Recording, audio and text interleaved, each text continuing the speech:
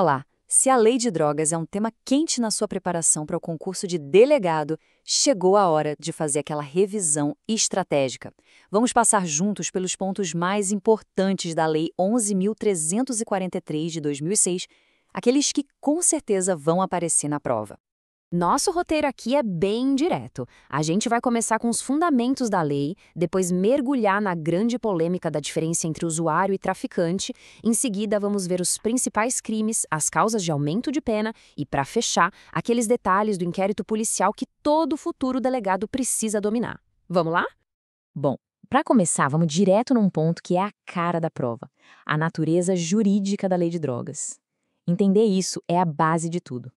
Então, a lei de drogas é o que a gente chama de norma penal em branco. O que isso quer dizer? Pensa que a lei fala é crime vender a substância X, mas ela mesma não diz o que é a substância X. Ela precisa de um complemento, de uma outra norma, para dizer quais substâncias são proibidas. E é aqui que está o pulo do gato para a prova. Esse complemento vem de uma portaria da Anvisa, do Ministério da Saúde. Como não é outra lei, mas sim um ato administrativo de outro poder, a gente classifica essa norma como heterogênea ou própria. Esse é um detalhe técnico, mas que as bancas adoram. Mas olha só, a lei não é só sobre crime. Ela também criou o CISNAD. A ideia é ter uma abordagem dupla. De um lado, a prevenção e o tratamento do usuário, uma visão de saúde pública. E do outro, a repressão forte ao tráfico. É um equilíbrio bem complexo. Ok, agora a gente chega no coração da lei e talvez no maior desafio diário de um delegado de polícia. Como é que se separa o usuário do traficante na prática? A lei não estabelece uma quantidade, né? Não tem uma regra do tipo, até X gramas é usuário, acima disso é traficante. Então, como essa decisão é tomada ali no calor do momento, na rua? A resposta está aqui, no parágrafo 2º do artigo 28.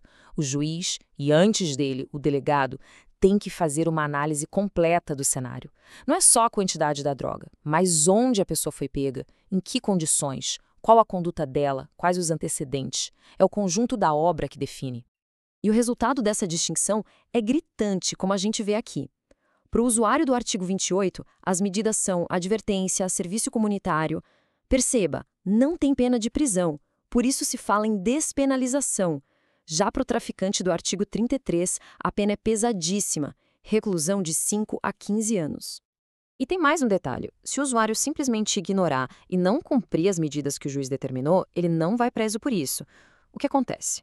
O juiz pode aplicar, nessa ordem, primeiro, uma admoestação verbal, que é basicamente uma bronca, e, se não resolver, uma multa. Beleza. Mas a lei de drogas não para no tráfico. Existem outros crimes muito importantes que orbitam o artigo 33 e que sempre são cobrados. Vamos dar uma olhada. Atenção máxima aqui para não cair em pegadinha. A associação para o tráfico do artigo 35 é bem específica. Precisa de só 2 pessoas e a finalidade tem que ser traficar. A pena é alta, de 3 a 10 anos. É bem diferente da associação criminosa geral lá do Código Penal, que precisa de 3 pessoas para cometer crimes em geral e tem uma pena bem menor. E olha isso! A lei criou um crime específico para quem bota o dinheiro no tráfico.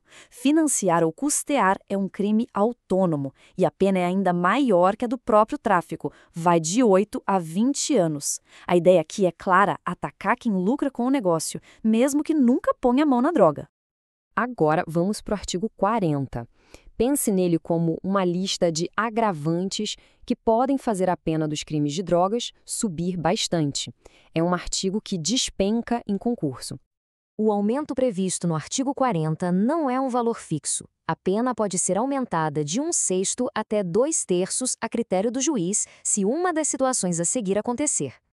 E aqui estão os casos mais comuns: o tráfico internacional ou entre estados, quando o crime acontece perto de lugares com muita gente vulnerável, como escolas e hospitais, ou, e esse é muito importante, quando envolve crianças ou adolescentes.